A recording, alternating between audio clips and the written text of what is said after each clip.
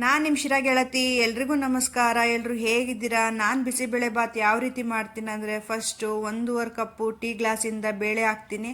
ಅದಾಗಿದ್ಮೇಲೆ 1 ಬಟ್ಲು ಅಕ್ಕಿ ಹಾಕ್ತೀನಿ. ನಾನು ಜಾಸ್ತಿ ಅಕ್ಕಿ ಹಾಕೋದಿಲ್ಲ, ಸ್ವಲ್ಪ ಕಡಿಮೆನೇ ಹಾಕೋದು. ತರಕಾರಿನ ಬೀನ್ಸು, ಕ್ಯಾರೆಟು, ಆಲೂಗೆಡ್ಡೆ, ಬಟಾಣಿ ಇದನ್ನೆಲ್ಲ ಉಪ್ಪಾಕಿ 3 ವಿಷಿಲ್ ಹೊಡಿಸ್ಕೊತೀನಿ.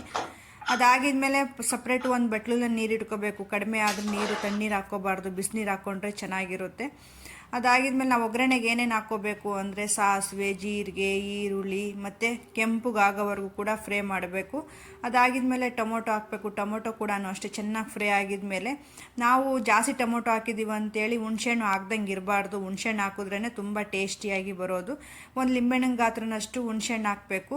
ಅದಾಗಿದ್ಮೇಲೆ ನಾವು ಬಿಸಿಬೇಳೆ ಬಾತ್ ಪೌಡ್ರ್ ಮನೆಯಲ್ಲ ನಾನು ಸ್ವಲ್ಪ ರೆಡಿ ಮಾಡ್ಕೊಂಡಿದ್ದೆ, ಮತ್ತು ಪಾಕೆಟೂ ಸ್ವಲ್ಪ ಹಾಕಿದೆ. ಆಮೇಲೆ ಹಾಕಿ ಅದ್ರ ಜೊತೆ ಮಿಕ್ಸ್ ಮಾಡಿದ್ರೆ ಬಿಸಿಬೇಳೆ ಬಾತ್, ಕೊತ್ತಂಬರಿ ಹಾಕಿ, ಉಪ್ಪು ಹಾಕಿ ತುಂಬ ಚೆನ್ನಾಗಿ ಟೇಸ್ಟಿಯಾಗಿ ಬರುತ್ತೆ. ನೀವು ಒಂದ್ಸಲ